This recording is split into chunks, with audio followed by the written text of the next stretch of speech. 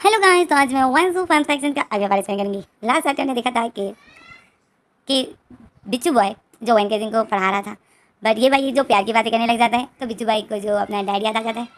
तो बिच्छू भाई जो सैड हो जाता है और वो जो वॉशरूम में जाता है और उसको जब अपना डैड याद आ जाता है तो उसके दिल में जो जाऊ की नफरत थी वो फिर से उभर आती है।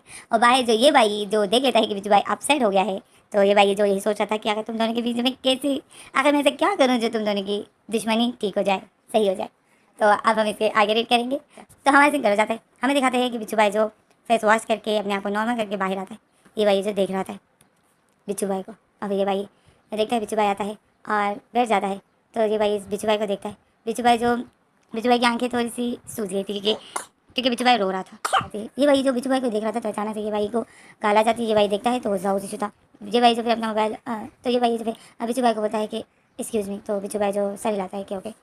तो फिर ये भाई खड़ा हो जाता है जाऊ जी कॉल अटेंड करता है। तो अब जाहिर है बिच्छू भाई के सामने तो वो कॉल अटेंड नहीं करेगा। वो तो ये भाई जो रूम के बाहर जाता है, रूम के बाहर चला जाता है और जाऊ जी से बात कर रहा था। तो अब हम अंदर आ जाते हैं। वो बिच्छू भाई जो वन केजिंग को देख रहा था, तो फिर बिच्छू भाई जो एक डेवल स्माइल करता है और फिर बिच्छू भाई बोलता है वन केजिंग तो तुम जज बनना चाहते हो? हाँ। तो वन केजिंग तो सर हिलाते होते हैं तो बिच्छू भाई बोलते हैं तुम्हें पता है अब कि वन केजिंग तुम्हें पता है कि जज बनने के लिए तुम्हें में बहुत ज़्यादा पढ़ना होगा, तुम्हें जानना होगा कि किस गुनाह की क्या सज़ा होती है और किस गुनाह की क्या। तो वन केजिंग जो शौक में था तो वन केजिंग बोलता है टीचर मतलब।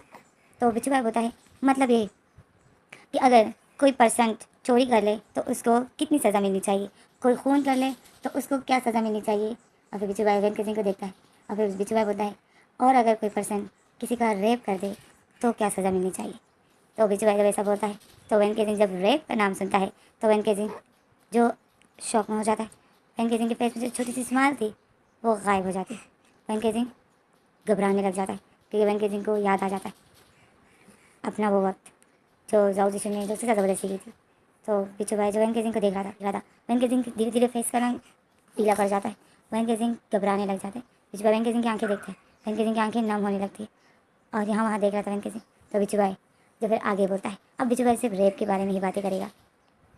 बिच्छू भाई बताए कि अगर कोई पर्सन किसी का रेप कर दे तो वो सामने वाले पर डिपेंड करता है कि सामने वाला किस एज में है। अगर छोटा है तो उस पर्सन को बहुत ज़्यादा सज़ा मिल सकती है अगर वो सामने वाला पर्सन आए और केस करे, बट आजकल के लोग नहीं करते हैं। और बिच्छू भाई जो वेंकट सिंह को देखने लग जाता है। वेंकट सिंह जो घबराया था यहाँ वहाँ देख रहा था। तो बिच्छू भाई जो फिर होता है बट आज तुम्हें पता है वेंकट सिंह क्या होता है फिर जब जिसका रेप किया होता है ना, वो पर्सन जो केस ही नहीं करता है उस पर, उस इंसान पर जिसने उसका रेप किया होता है, या पैसे लेकर केस को दबा देते हैं या फिर उसी पर्सन के साथ शादी कर लेते हैं और उसकी गलती को उसके गुनाह को जो उसी गुनाह पर जो पर्दा डाल देते हैं। तो वेंकट सिंह तो बिच्छू भाई की बातों को सुनता है। तो बिच्छू भाई बताए ऐसा नहीं करना चाहिए, केस करना चाहिए।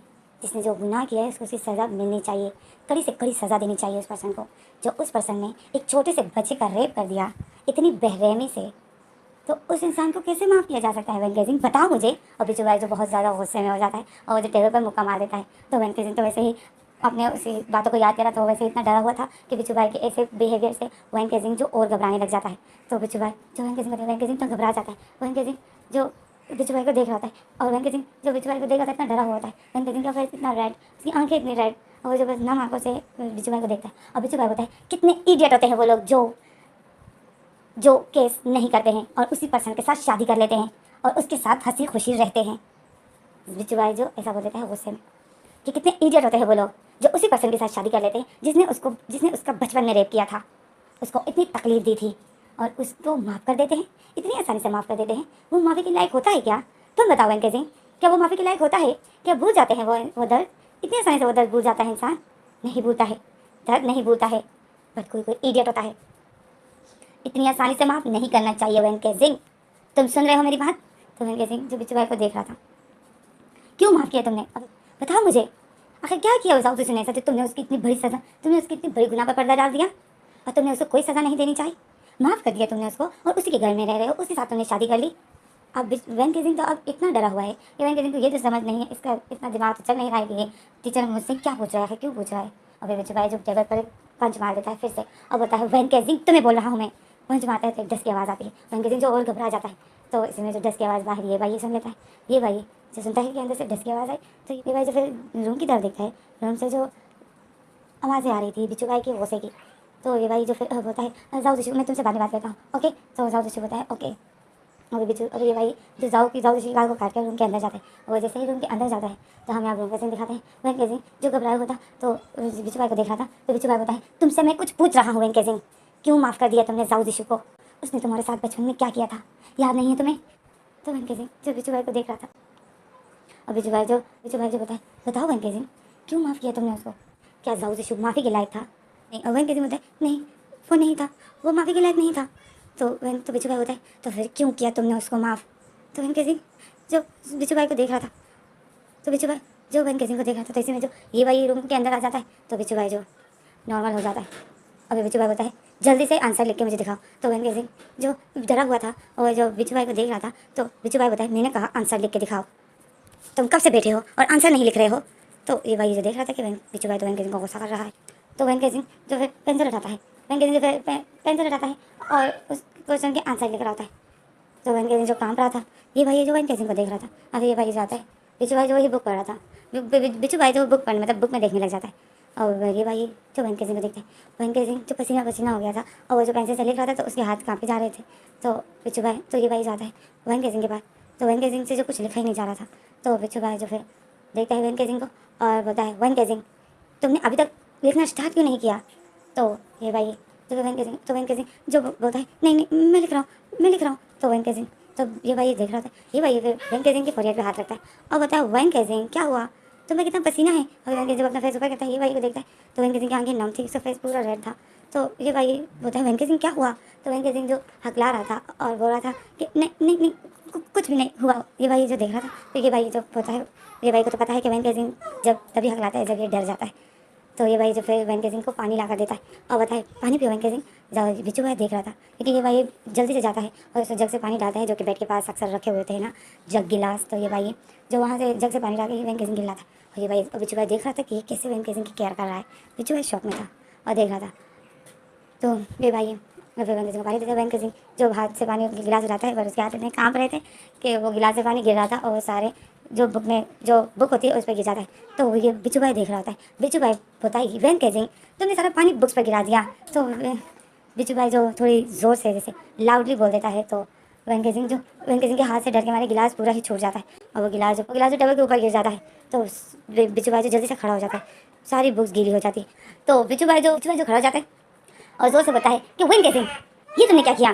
तो वैन केजिंग जो घबरा जाता है वो खड़ा हो जाता है, वैन केजिंग जो घबरा जाते हैं और वो जो चेयर से खड़ा हो रहा था तो वैन केजिंग जो गिरने वाला था तो ये भाई वैन केजिंग का हाथ पकड़ लेता है। तो वैन केजिंग जो ये भाई का हाथ टाइट करके पकड़ लेता है। तो फिर ये भाई बिच्छू भाई को देखता है, बिच्छू भाई जो अपने कपड़ों को साफ कर रहा था क्योंकि वो गिलास जो अचानक से गिर गया था तो कुछ छींटे जो ये भाई की ड्रेस कुछ छींटे जो बिच्छू भाई की ड्रेस पर भी पड़ गए थे।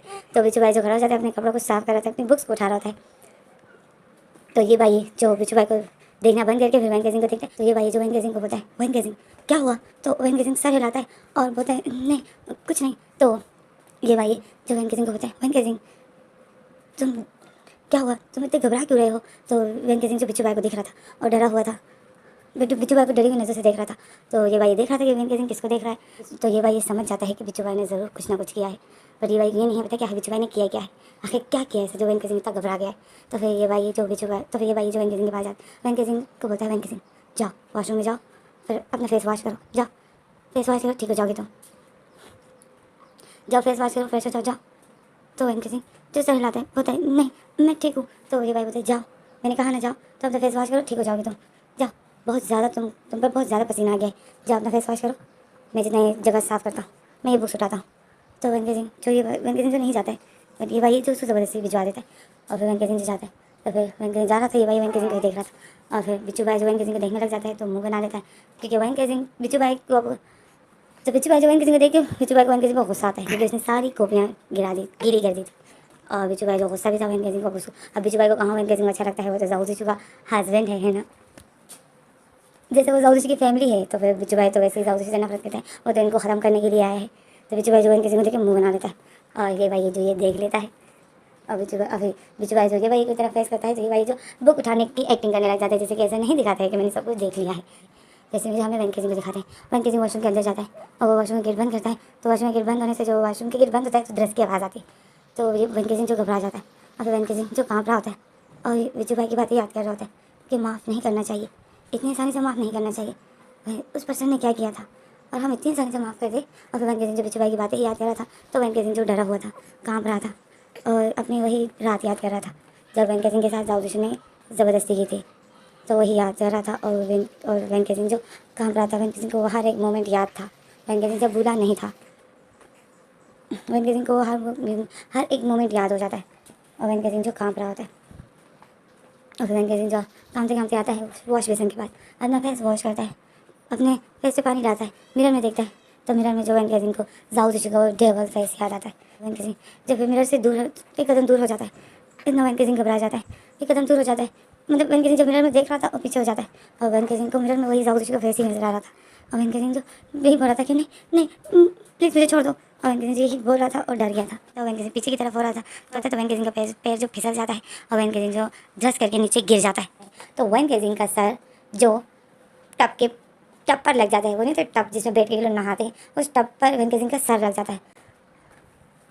और एक ड्रेस की आवाज़ आने की वजह से जो ये भाई और बिच्छू भाई जो शौक में हो जाते हैं, जब बाथरूम से ड्रेस की आवाज़ आती है तो ये भाई तो भागते हुए जाता है क्योंकि वो तो उसको तो पता था कि वन के दिन डरा हुआ था। तो ये भाई जब भागते हुए जाता है वॉशरूम, तो जब ये भाई गेट को खोलता है तो वन के दिन जो वॉशरूम में फर्श पे पड़ा हुआ था और वन के दिन का सर जो टप के साथ लग के वन के दिन के सर पे चोट आ गई थी और वन के दिन के सर से खून निकल रहा था। तो ये भाई जोर से वन के दिन का नाम ले लेता है। बिच्छू भाई भी भागते, तो बिच्छू भाई देखता है तो बिच्छू भाई भागते हुए जाता है। तो जब बिच्छू भाई देखता है तो वन के दिन जो फर्श पे पड़ा हुआ था, तो इसमें जो हमारा सीन कर जाता है, हमें अगले सीन दिखाते हैं कि ये सब हॉस्पिटल में होते हैं। वन के दिन एडमिट होता है, बेहोश होता है। ये भाई बिच्छू भाई और जाऊदू जी की माँ, जाऊदू जी की चाची नहीं आती, वन के दिन की चाची नहीं आती क्योंकि बच्चों के पास थी। वन के दिन की चाची जो बहुत ज़्यादा, तो जाऊ जी की माँ और हॉस्पिटल में थे और वन के दिन जो बेहोश था, तो इसमें जाऊ जी दौड़ते हुए आता है। जाऊ जी आता है दौड़ते हुए, तो बाहर जो सब खड़े थे तो जाऊ जी जाते हैं अपनी माँ के पास और बताए मम्मा क्या हुआ वन के दिन को। तो मम्मा बोलती है वॉशरूम में गिर गया वो, उसका सर बहुत बुरी तरीके से लगा है। तो जाऊ जी शौक में हो जाता है तो विजय भाई के पास आता है। तो विजय भाई के पास ये जो बिच्छू भाई खड़ा था, तो बिच्छू भाई जब देखता है जाऊ जी को, तो बिच्छू भाई जो फिर अपना फेस छुपा रहा होता है, पर जाऊ जी जब आते हैं ये भाई के पास आता है। ये भाई जैसे देखते हैं जाऊ जी आया है तो ये भाई तो जल्दी से बिच्छू भाई को देखने लग जाता है। बिच्छू भाई जो अपने बालों को ठीक कर रहा था और बिखेर रहा था और अपने चश्मे को ठीक कर रहा था, तो ये भाई जो देख रहा होता है कि बिच्छू भाई कैसे अपने आप को छुपा रहे हैं।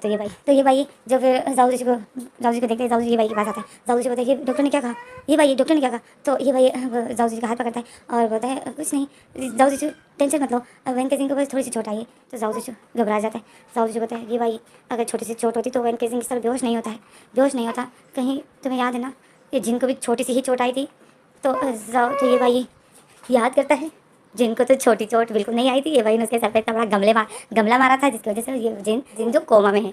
तो ये भाई जो जाऊ जी को देखता है और ये भाई को याद आता है, तो ये भाई हमें स्माइल करता है और बोलते हैं नहीं ये जाऊ जी वैन के सिंह को इतनी बड़ी चोट नहीं आई है, डॉक्टर से मैंने मालूम कर लिया है, वैन के सिंह ठीक है, बस बेहोश हो गया है, बस इसके होश में आने का इंतज़ार है।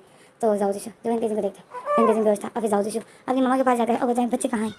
तो मामा बोलती घर में है, चाची बच्चे के पास ही है।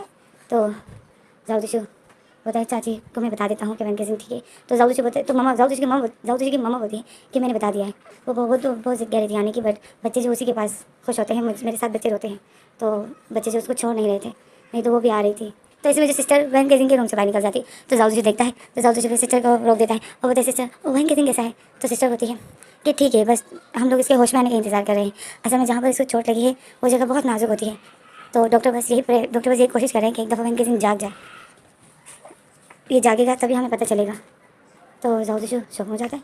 जाऊ जी होता है मतलब, तो डॉक्टर सिस्टर होती है वैन के सिंह को दिमाग के उस जगह पर चोट लगी है जो बहुत नाजुक होती है। तो जाऊ जी बताएं तो आप लोग कोशिश कीजिए उसको होश में लाने की। तो सिस्टर बोलती है कब से भी डॉक्टर कोशिश कर रहे हैं पर वैन के सिंह होश में नहीं आ रहा है। तो जाऊ जी जो शौक में हो जाता है और सब जो ये बात सुनते हैं सब शौक में हो जाते हैं। तो इसी में जो हमें चाची को दिखाते हैं, चाची जो दोनों बच्चों को सुला देती है और चाची फिर रूम से बाहर आती है और सर्वेंट को बोलती है कि मैंने बच्चों को सुला दिया है, बच्चों की रोने की आवाज़ आई तो प्लीज़ बच्चों को देख लेना। तो सर्वेंट बोलती है आप कहाँ जा रहे हो। तो चाची बोलती है मैं वैन के सिंह के पास जा रही हूँ, वैन के सिंह को बहुत बुरी चोट आई थी, पता नहीं कैसा होगा, मैं वैन के सिंह के पास जा रही हूँ। तो चाची की आंखें जो नम थी तो सर्वेंट बोलती है कि आप मत जाइए, बच्चे अगर जागे तो मैं नहीं संभाल सकता हूँ, तो मैं बस वैन के सिंह को देख कर वापस आ जाऊँगी, कोशिश करूँगी जल्दी आने की। तुम बस बच्चों का ध्यान रखना कि जाग गए तो कहीं गिर ना जाए, जैसे जागे तो तुम कॉल कर देना, मैं जल्दी आ जाऊँगी। तो सर्वेंट देख रही होती है और चाची जो भागते हुए जाती है। तो इसी में जो हमें जिन को दिखाते हैं, जिन की जो सिस्टर होती है वो जिनके पास देख रही होती है किसी में जो जिन अपनी एक फिंगर हिला देता है। तो सिस्टर जो जिन की फिंगर को देख रही थी, जिन तकरीबन 2-3 दफ़ा अपनी फिंगर हिला चुका था। सिस्टर देखकर शौक में सिस्टर खुश हो जाती। फिर सिस्टर जो जिन के पास जिन के साथ बातें करती और बोलती, जिन जिन जिन तुम ठीक हो? जिन तुम्हें मेरी आवाज़ आ रही है? जिन तुम्हें मेरी आवाज़ आ रही है? जिन कोई आवाज़ नहीं करता है, जिन बस फिंगर हिलाता है। तो सिस्टर जो शौक खुश हो जाती है और भागते हुए डॉक्टर के पास जाती है, डॉक्टर को ये खुशखबरी देने के लिए। तो इसमें जो हमें अब बिच्छू भाई को दिखाते हैं। बिच्छू भाई जो वहाँ से छुप छुपाते तो हॉस्पिटल के बाहर आ जाता है और सुकून की सांस लेता है। और जाऊ दिशु के जो बॉडीगार्ड जो बाहर खड़े थे, तो बिच्छू भाई जो उनसे भी अपने आप को छुपा रहा था। तो बिच्छू भाई बोलता है, मैं सबसे क्यों अपने आप को छुपा रहा हूँ? मुझे तो यहाँ कोई भी नहीं जानता है, मुझे सिर्फ जाऊ दिशु ने ही देखा है और तो मुझे कोई नहीं जानता है। तो इसी में जो बिच्छू भाई जो फिर अपने आप को नॉर्मल कर देता है, क्योंकि बिच्छू भाई को सिर्फ जाऊ दिशु ने देखा था और बिच्छू भाई को कोई भी नहीं जानता है कि बिच्छू किंग का बेटा ये बिच्छू भाई है। बिच्छू भाई का सिर्फ नाम ही मशहूर है। बिच्छू भाई कभी किसी के सामने नहीं आए हैं और उसके बाप ने भी जो उसकी सेफ्टी के लिए कभी भी अपने बेटे को लोगों के सामने नहीं लाया और ना उसके पिक किसी को दिखाई है। बस उसका खौफ ही दूसरों के दिल में रखा है। तो बिच्छू भाई जो फिर रिलैक्स होकर आ रहा होता है और उसी के सामने जो जाऊ दिशु के बॉडीगार्ड्स खड़े होते हैं और बहुत आसानी से बिच्छू भाई जो उनके सामने से आ रहा था।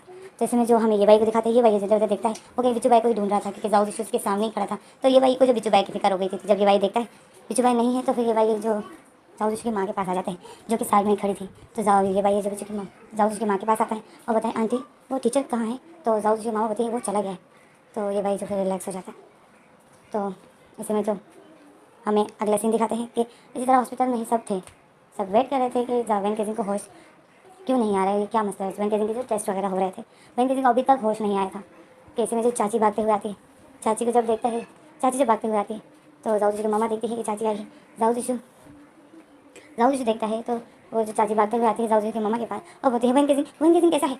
चाची जो इतनी जोर से सांसें ले रही थी, वो बहुत हड़बड़ी में आई होती है। तो जो जोर से सांसें ले रही थी तो जाऊ दिशु की मामा बोलती है कि वैन केजिंग ठीक है, तुम क्यों आई हो? वो बच्चे कहाँ हैं? तो चाची बोलती है बच्चे ठीक है, बच्चों को मैंने सुला दिया है। वैन केजिंग कहाँ है?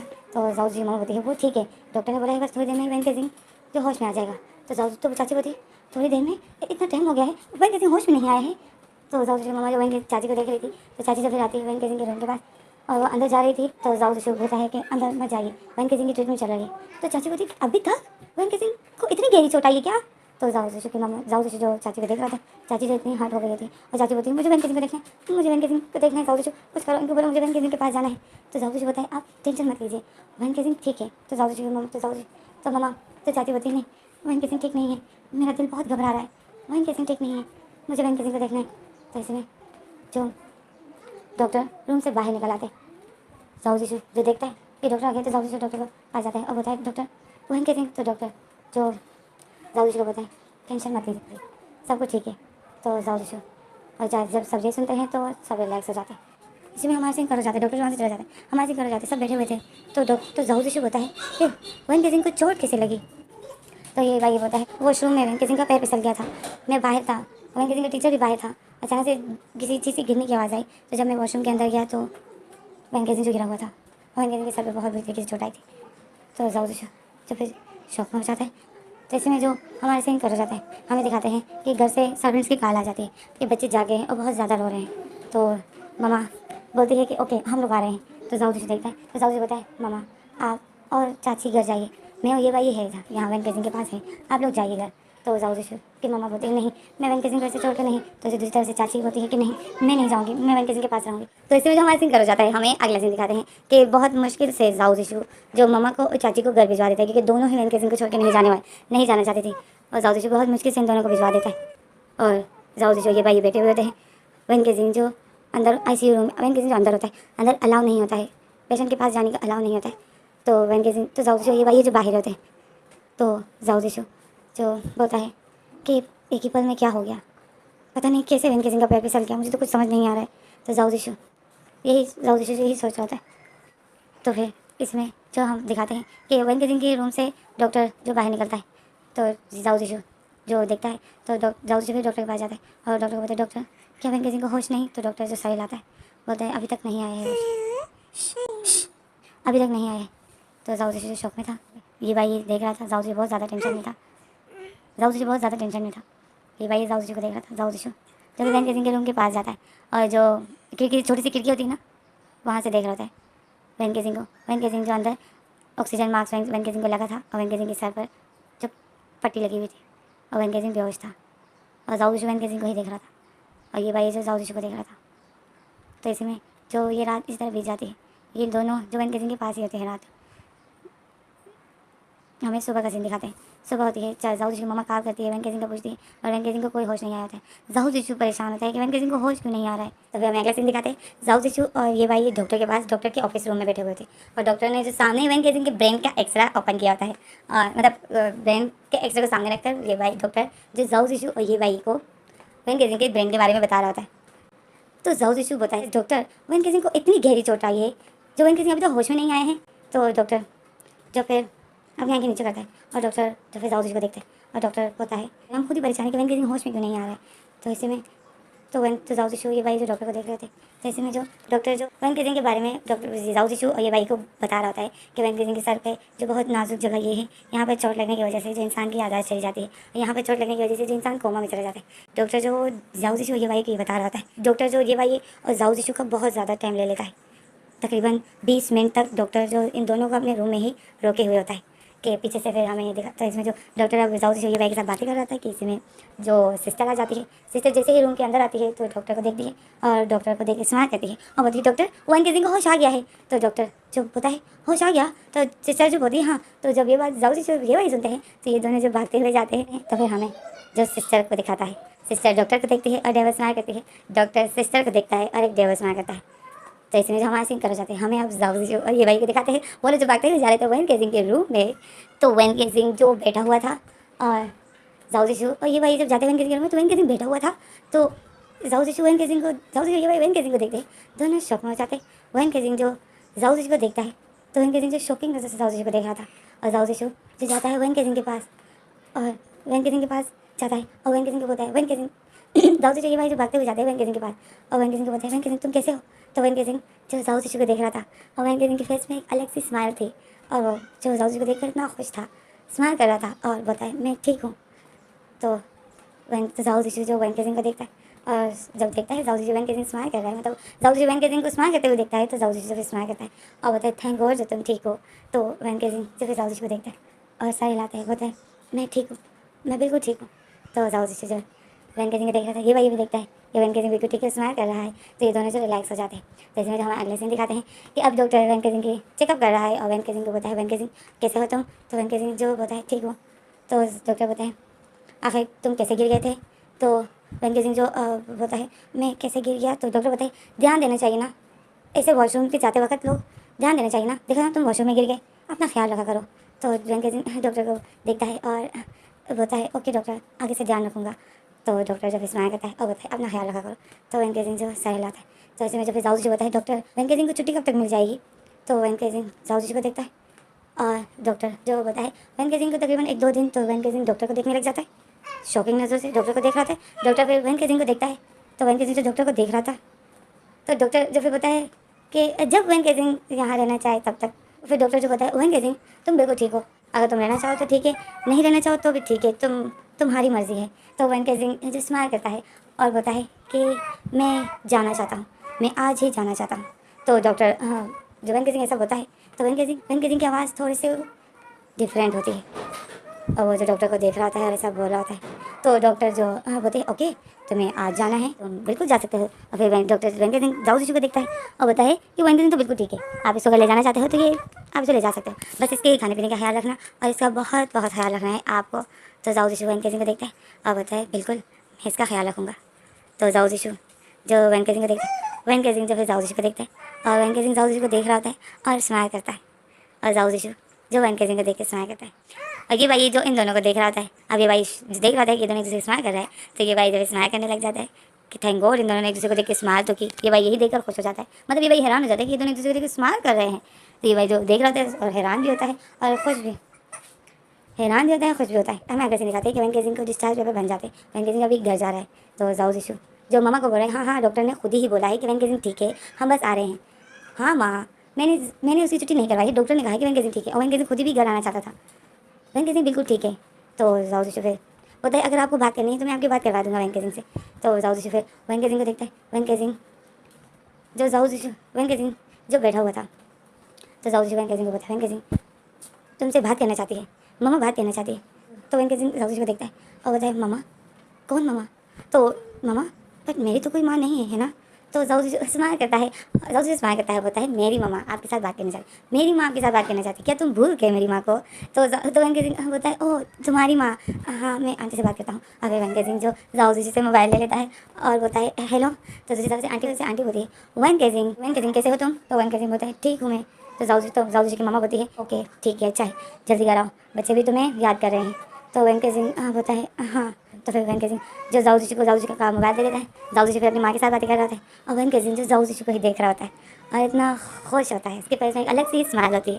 और वेंकट सिंह जो जाऊजी को देख रहा था और स्माइल कर रहा था, जैसे जैसे उसको देख कर बहुत प्यारी स्माइल कर रहा था, बहुत खुश था वेंकट सिंह जाऊजी को देख रहा था। तो और जाऊजी जो अपनी माँ के साथ ही बातें कर रहा था, तो इसमें जो हमारा सीन कट हो जाता है, हमें अगले सीन दिखाते हैं कि ये लोग कि जाऊजी और वेंकट सिंह और ये भाई जो घर आ रहे थे, वेंकट सिंह जो पीछे वाली सीट पर बैठ जाता है कार की, और सामने जो ड्राइवर ड्राइवर जो अपनी ड्राइविंग सीट पर बैठ जाता है, वेंकट सिंह जो पीछे वाली सीट पर बैठ जाता है। तो जाऊजी जो आगे वाली सीट पर बैठ रहा था, तो वेंकट सिंह जो फिर जाऊजी को बताए जाऊजी यहाँ पीछे मेरे पास बैठो।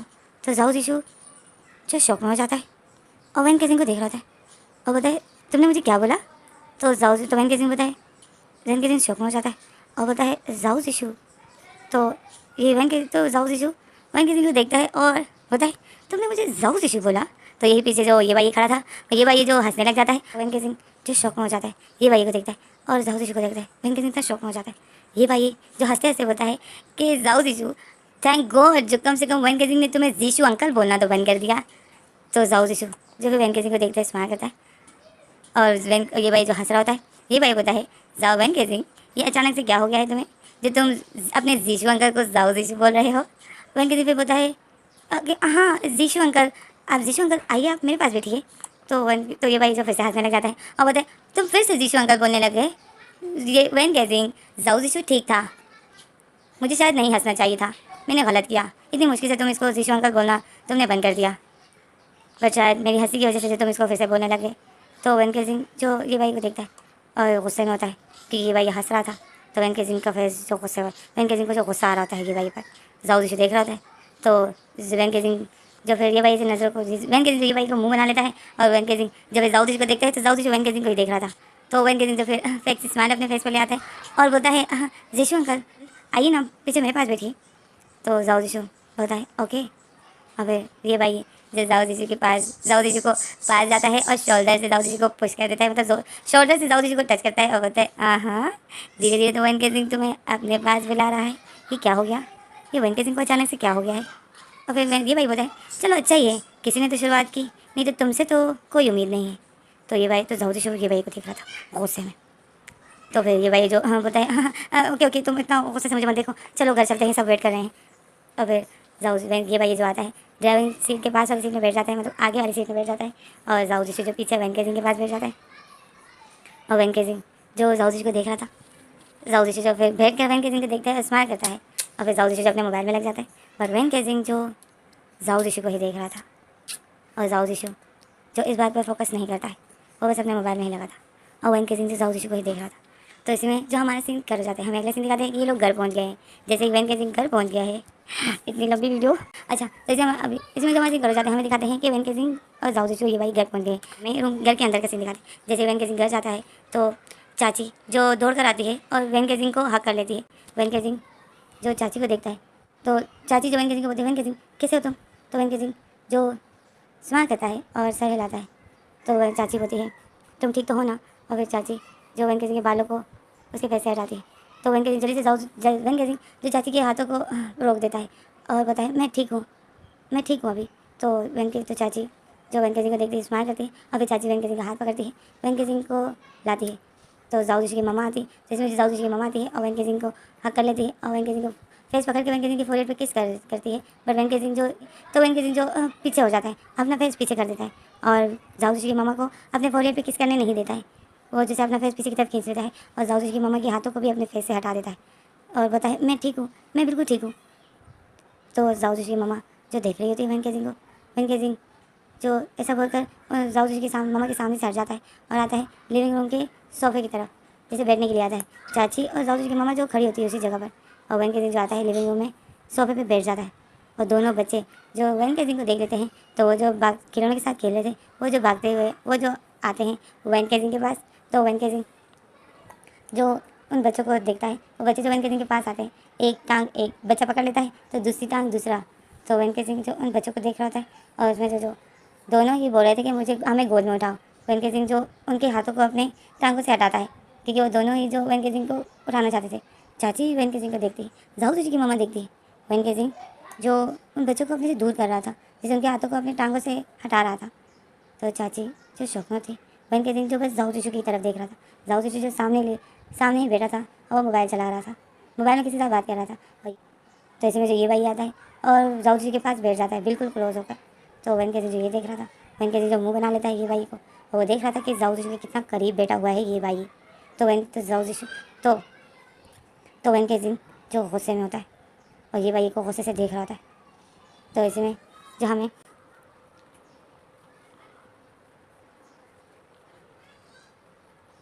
तो ऐसे में जो चाची और जाऊ जी की मम्मा जो वन के सिंह को देख रही थी, बच्चे जो रो रहे थे वन के सिंह को बोल रहे थे कि हमें उठाओ, पर वन के सिंह जो नहीं उठा रहा था। तो बच्चे जो रो रहे थे, वन के सिंह जो उनको उनके हाथों को हटा रहा था। तो चाची जो आती है, चाची जो फिर आती है जाओ वन के सिंह के पास और बच्चों को बोलती है, बच्चों तंग मत करो अपनी मम्मा को, मम्मा की तबीयत ठीक नहीं है तभी वो आप लोग को नहीं उठा रही है।